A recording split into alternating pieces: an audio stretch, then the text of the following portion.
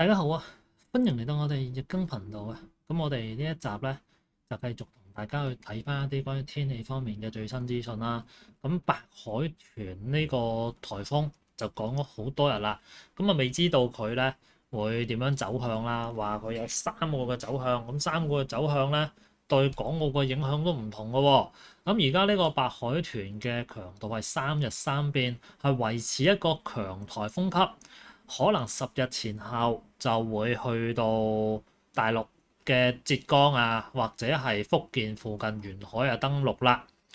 今年第13號颱風嚟㗎白海豚，8月5號清晨再度減弱為強颱風級，中心附近最大風力係15級，基本就卡咗喺強颱風嘅上限。咁如果你話咁樣卡喺強颱風嘅上限，應該唔會去到我哋所諗到咁恐怖、咁誇張嘅。暫時嚟講，而中央氣象台亦都預計白海豚將會以每小時20到25公里嘅速度向偏西方向移動，強度變化不大。7號即係禮拜五之前，颱風對中國近海海域係冇明顯影響。不過受到外圍環流影響，喺7號到禮拜日，浙江沿海風力係會逐漸增強。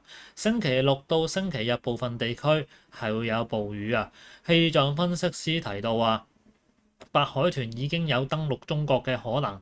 進入東海之後，大致有兩條路徑，一就係逐漸深入內陸，或者係登陸浙江閩南沿海；第二近海北上，可能係會登陸長江口以北嘅沿海，即係佢覺得咧係會向上走，上海啊咁福建啊呢啲地方咁向上走，就唔係認為佢會走過嚟港澳呢度。即係如果係照而家佢哋嗰個報告咁睇啦，咁但係佢話佢三日三變喎，三日三變，但係你三日三變點變都好啦，咁都係叫做仲卡咗喺嗰個上限。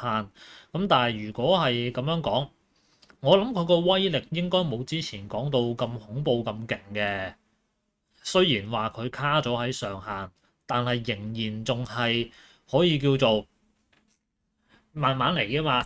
你明唔明我意思啊？即係佢慢慢再過去，可能佢仲會再減弱㗎。咁啊，對大陸嗰個影響可能就冇咁大啦。咁而家我哋睇到嗰啲報告咧，多數都係咁講㗎啦。咁佢亦都講到喎，喺7號、8號進入東海之後嘅變數比較大。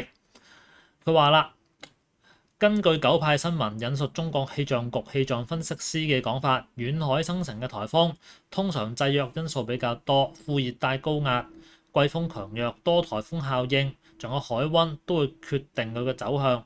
目前白海豚已經有登陸中國嘅可能性。相對確定嘅係，白海豚將會喺7號到8號進入東海。入到東海之後，變數亦都較大。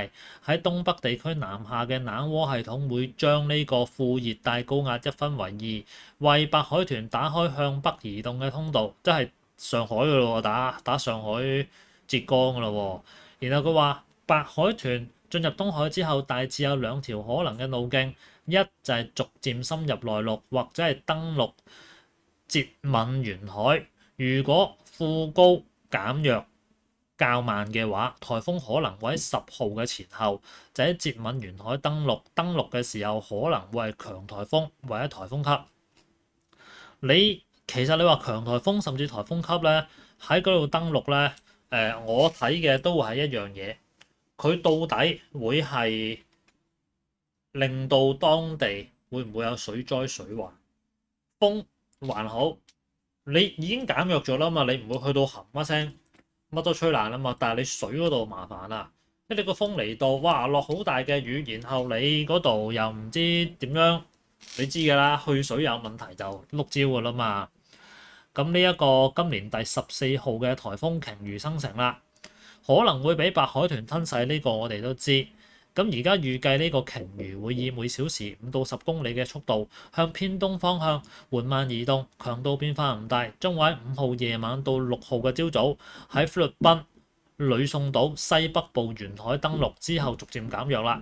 咁即係話呢個海豚對我哋港澳嘅影響都唔會大啊，然後就會俾海豚就吞咗呢一個鯨魚嘅。大致上就係咁樣啦。好啦，咁我哋今集咧同大家簡單睇到呢度啦。咁如果照咁睇嘅話咧，港澳呢段時間應該就唔使太過擔心颱風呢樣嘢啦啩，即係除非佢走落嚟嘅啫。大家話啱唔啱啊？好啦，咁我哋下集見啦，拜拜。